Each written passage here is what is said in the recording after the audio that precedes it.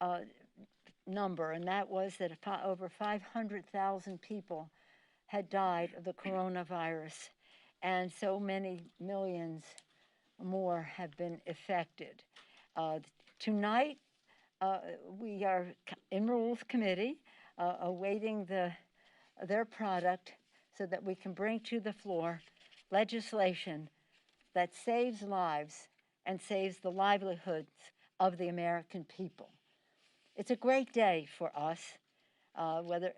When we take this vote, we will take a vote to reduce the spread of this virus, to put, as we keep saying, vaccinations in the arms of the American people, money into the pockets, children into the schools, workers back into their jobs, so that we can go forward. I salute President Biden for his American Rescue Plan, which will do just that, rescue the American people.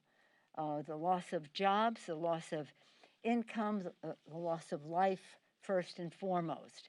I want to salute the committee chairs who did such excellent work putting together this legislation with great precision so that it would honor the 51 vote privilege. It took time, it took knowledge, it took values, and it took strategic thinking to get the job done. And then it was handed over to the chairman of the Budget Committee. We could not be better served. The budget should be a statement of our national values. What is important to us as a nation should be reflected in the priorities that we have in our budget. And indeed, that is how Chairman Yarmouth has always, that is the narrative of his leadership as chair of the Budget Committee.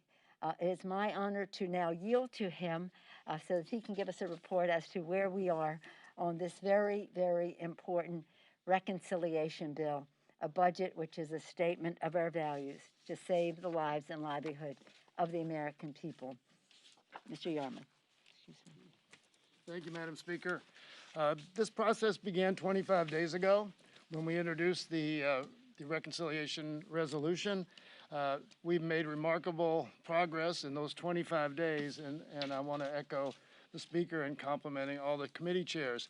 When you think about the committees that have been involved in this process, everybody from the Agriculture Committee to Energy and Commerce to Education to Science to Veterans Affairs, across the board, you realize three things. One is the breadth of the impact of the pandemic in both personal and economic terms, the many ways in which the pandemic has affected this country in virtually every corner of society, and finally, third, the magnitude of the response that's required.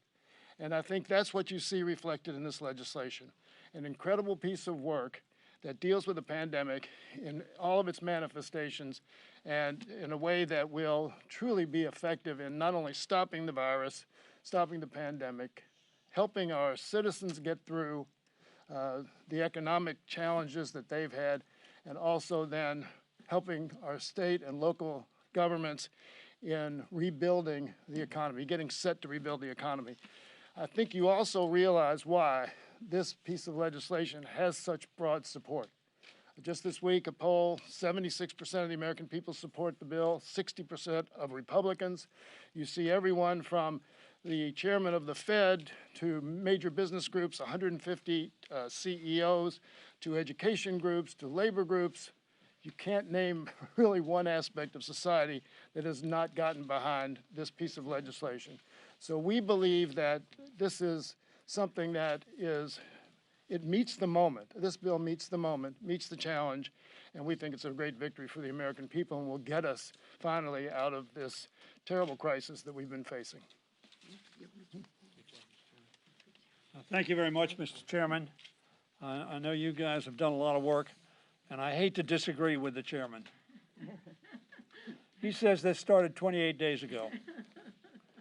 Mr. Chairman, you mean literally in terms of your work on the Budget Committee. I get that. But it's important for us to remember this started almost a year ago. And a year ago, we saw a crisis confronting the American people. Individually, children, families, grandmas, grandfathers,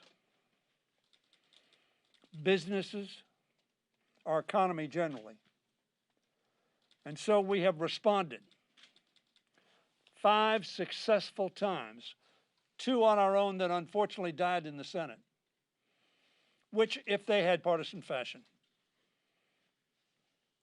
And we will see shortly whether some are going to stay the course in responding to the crisis confronting our people and our economy.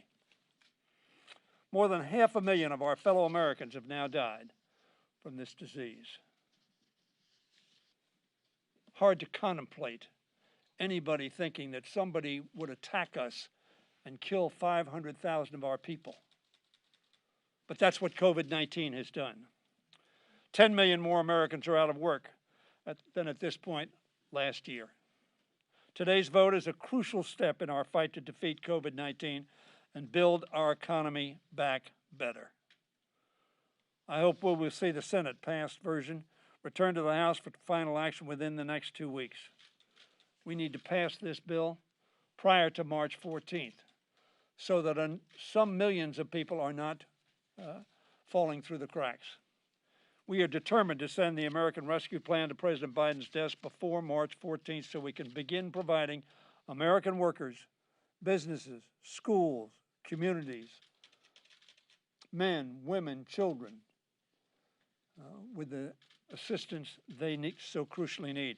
Economists agree that we need a bold plan, not just another temporary measure. Mark Sandy, the chief economist of Moody's Analytics, said that another relief package is needed to get the other side of the package.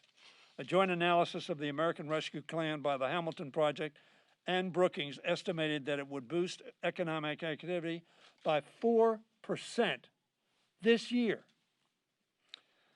That's the kind of shot in the arm the economy needs, Madam Speaker. Real GDP would remain below the pre-pandemic level for the next several years, however.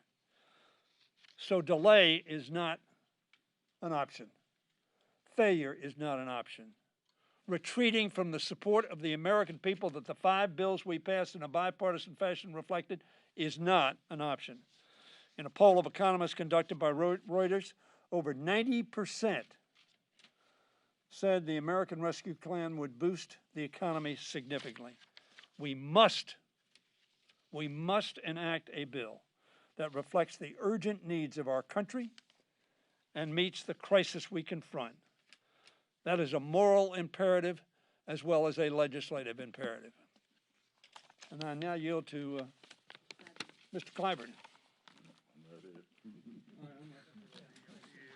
Thank you, Mr. Leader, for yielding me the time. Thank you, Madam Speaker, Mr. Chairman. Thank you so much, and to my colleagues, thank you for the tremendous work you have given to this effort. As you just heard, over 70% of the American people are in favor of this plan.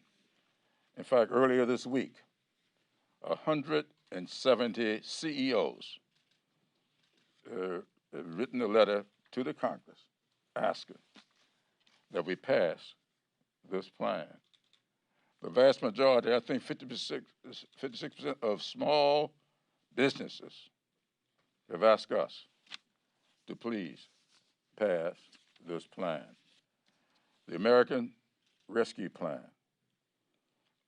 builds a foundation for coordinated public-private partnerships and a compassionate response to the needs of families and communities for us to get beyond this pandemic.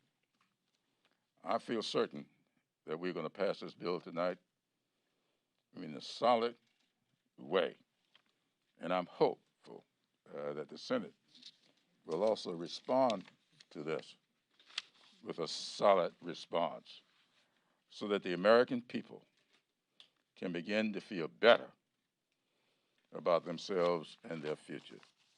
And with that, I think I'll yield back to you, Madam Speaker. I'll gladly entertain your questions and the speaker will answer them. No, that's fine. We'll answer.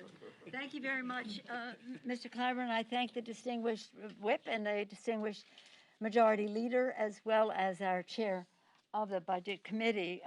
Other members of the leadership are here as intellectual resources to answer any questions that you may have. We all, though, gather with great pride in the legislation that members will be receiving when it comes from the Rules Committee, where it is still under consideration. But it's a great, we're going to make a giant step forward tonight. Any questions? Yes, sir. Madam Speaker, do you agree with some of the members of the Democratic Caucus that believe that the Senate should either overrule the parliamentarians' decision on minimum wage or break up the filibuster in order to keep minimum wage as part of this package? Well, I invite any of my colleagues who wish to answer that question to join me. As a matter of a practice, I don't get involved in the rules of the United States Senate. But as a matter of values, I can just say we will not rest until we pass the $15 minimum wage. We have been engaged in the fight for 15 for a long time. This is legislation that affects a majority of women. So over 60% of the people who make the minimum wage are women. Many are moms. And it is so essential for us to do this. And whether it happens when we send this over there, we are sending it as a symbol of a difference it'll make in the lives of the American people, but not just a symbol, but as a solid proposal. If it doesn't prevail because of Senate rules, we will persist, but we will not stop until we very soon pass the $15 minimum wage. Any other comments that folks want to make on that subject, on the minimum wage? Madam Speaker, Yes, ma'am. do you think that this issue specifically, raising the federal minimum wage, that it is an issue that can cost Democrats the House and the Senate in 2022? There's going to be a level of apathy that develops among people that voted to send Democrats to Congress in hopes of bold change, and will argue that Democrats aren't doing enough to make this happen. No, we are determined to make this happen. So I don't want to answer a hypothetical if we don't have it. We have come here to get this job done. Mr. Clyburn, did you want to speak to that? Do I want to? Okay. No, we are going to do this. I think that the speaker is correct. That's why we're keeping it in our bill. If we were going to be political about it, I think we would all just take it out of the bill. No, we are doing this because we are responding to the American people. We are that body here in the Congress that's closest to the American people. We think that $15 an hour ought to be the law of the land. We'll see what the Senate does. If they don't agree, we will come back with an independent, standalone piece of legislation, and we're going to pass it again and hope that they respond. Now, the only thing that's causing us the problem right now is that the parliamentarians rule, and they're going to abide by the rules. And I think the president is not going to advocate that the vice president overrule the parliamentarian, and we see what happens with the other alternatives after we pass it again if we don't do it this time. May I just say that we have been on this for a long time. When we won the House in this century the first time, in 2006, in the first 100 hours, not days, the first 100 hours, we passed an increase in the minimum wage. It had not been increased for 11 years, and we passed an increase in the minimum wage. It was part of our 6 for 06. That would be January 2007. When it went to the Senate, it had the wholehearted support of Senator Byrd of West Virginia, who put out a statement urging the Senate to take up and pass the legislation because it was so necessary. This is not a provision in a bill that is accepted or not by the Senate. This is, again, a value. This is a priority. We will get it done. And again, we'll study what the opportunities are to do that. But let's not be distracted from what is happening in this legislation. We have a family of four getting what? $1,400 times four, $5,600. A family of four individuals getting the $1,400 to bring it to $2,000 for this series of direct payments. Half the children, poor children in America, will be taken off of poverty with the child tax credit, and especially addressing younger children in poverty, small, under 6-year-old children in poverty. The earned income tax credit will be a boon to those who are working and get the earned income tax credit. The unemployment insurance, which expires the middle of March, will be extended, as well as the expanded benefit for that. Not to mention, the funding for schools so that our children can go back to school safely. The funding for the vaccine, its distribution, its production, distribution, and ministering it into the arms, that funding, tens of billions of dollars. So if you're talking about crushing the virus, this legislation goes way down the road to doing that. If you're talking about putting money in the pockets of the American people, this is going to be a boon for families in our country, working families. If you're talking about getting our children back into school safely, billions of dollars to do just that in a way that is safe and addresses those schools which are in drastic need for better ventilation and separation and the rest. If you're talking about helping the food insecure, millions of food insecure children in America, their needs are addressed with the food security money that is in the benefit. And those who are insecure with housing and on the verge of eviction, the funding is there. A better way to attend to the small businesses and the rest. This is a spectacular piece of legislation. While the Senate has prevented us temporarily from passing one aspect of it, let us not be distracted from what is in here, because it is a great bill. Any other comments on the bill? I just have one comment on the electoral implications of this, Eva. I think the more important question is, what kind of price are the Republicans, both in Congress and outside, who have opposed this help to the American people, opposed raising the minimum wage, what kind of price are they going to pay? Yes, sir. Is that your sales pitch to the progressives in your caucus who 2 weeks from now may have to vote without having the minimum wage? Is that what your It's not a sales pitch. We have a consensus in our caucus that we're here to get the job done for the American people. This isn't about any sales pitch. This is about who we are. And so many of the aspects of the bill have been constructed by our members. We think it's a great opportunity for our country. And you'll be able to pass it with or without minimum wage? Absolutely. Yes, Madam sir. Speaker, question. Madam Speaker, when the bill comes back. Who called on you? Did somebody? I'm happy to yield, I'm happy to yield. You looked at me, I couldn't. I'm happy to yield.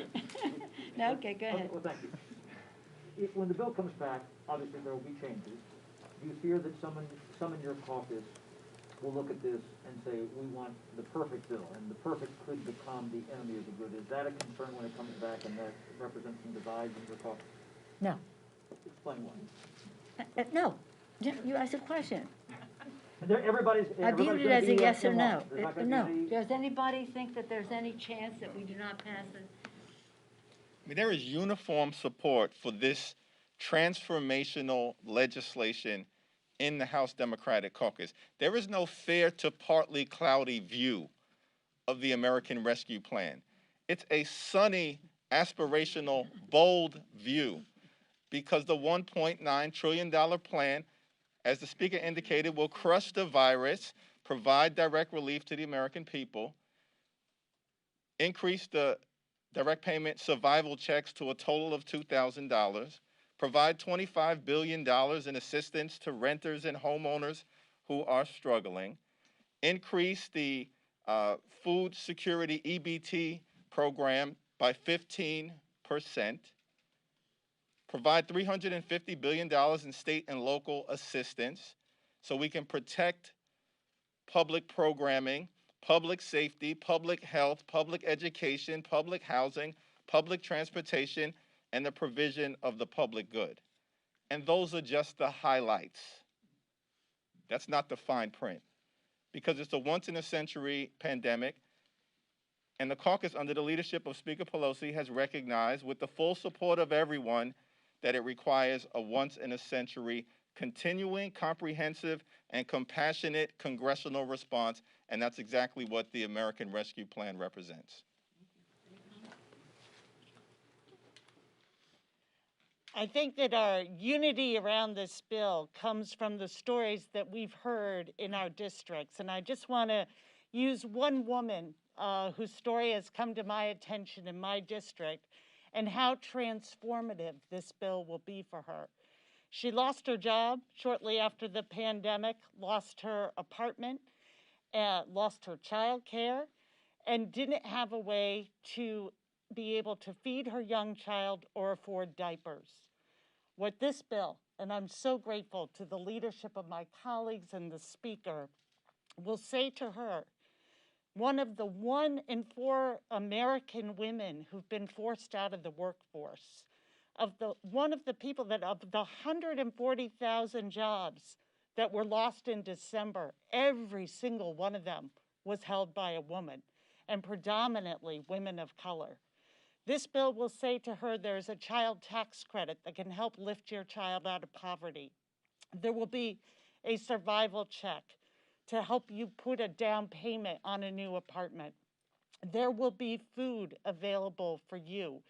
There will be vaccines and testing so that you can get back to your job. This is what this bill means to Americans, that we see them. And that is why we are so united behind this. And it's just not the Democratic caucus, it is the American people, because we are seeing them and we are meeting their tremendous suffering and loss with tremendous solutions and help. So I am so grateful to this caucus and to the work that has been done. And we look forward to delivering this for all of those who have struggled through this last year so mightily, and to restore that hope to our communities. That is why this bill is so supported by our caucus. This is an important bill for our caucus and for our country. I want to thank Chairman Yarmuth and the Budget Committee members who have done the work to get us this far, and the committee chairs, in addition to the members of leadership behind me. This bill has the support of our caucus because it meets the needs of our communities. That's our guiding principle. And we know that. We know that it has the public support. As Chairman Yarmuth mentioned, the question is, will the other side acknowledge that? Will they acknowledge that this bill provides benefits? Because when I'm not the only colleague on this stage who has had conversations with local leaders who enthusiastically support this bill, as Chairman Jeffries said, because it protects the public good, public transportation, public education, local money for our local communities. That's why this bill is good. In addition to the money for vaccine distribution that meets the needs of our communities, that's important. And our colleagues recognize that. And that's why I share the confidence and the sunny view, as the chairman mentioned, that we will pass this bill, and then we will pass it again because it is good for the American people.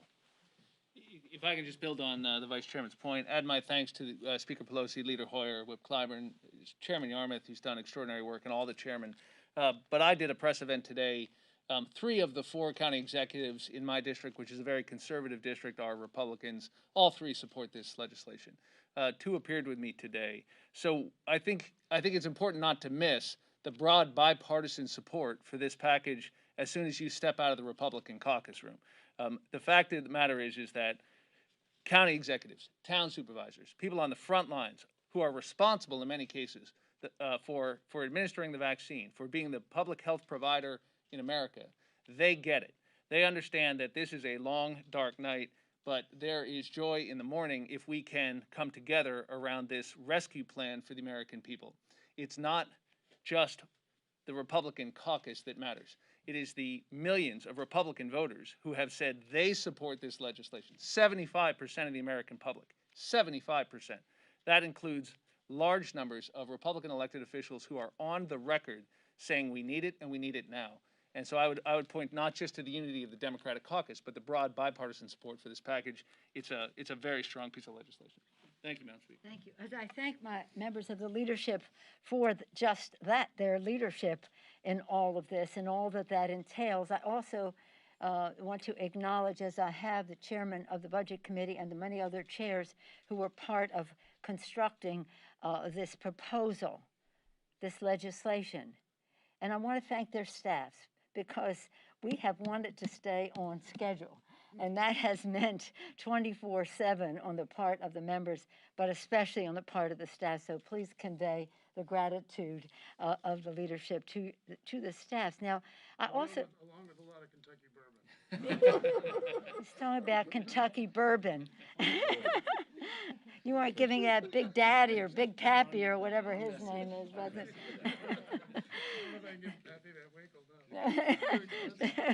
In any case, I also want to acknowledge the staff of the country. One of the big provisions of this bill is the support for our heroes, honoring our heroes. You've heard me say that many times. Honoring our heroes, putting money in the pockets of the American people, crushing the virus again, and putting our children safely in schools.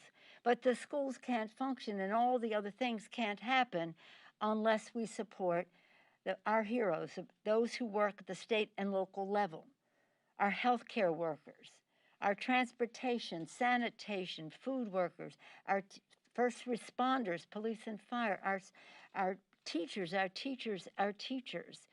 And when we talk about the funding in the bill for education in light of COVID, well, that's one piece of it, but over 90% of the funding for education comes from state and local government. And that's why we have to have that support in the legislation as well, because of revenue lost, because of shutdowns, and because of costs from COVID that were unanticipated.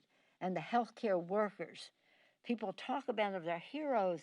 How do we thank them? Well, we thank them by letting them keep their jobs.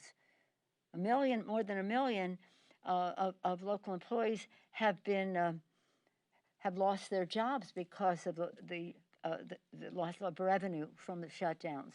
So in any case, for every way that we come at this challenge that we have, this bill addresses it, and pretty soon it will be passed in the House, sent over to the Senate to be further engrossed, to pass and go to the White House so that it is in time for the March 14th deadline. I would like it well before that. The sooner we pass the bill and it is signed, the sooner we can make the progress that this legislation is all about, saving the lives and the livelihood of the American people. Thank you very much. Good evening.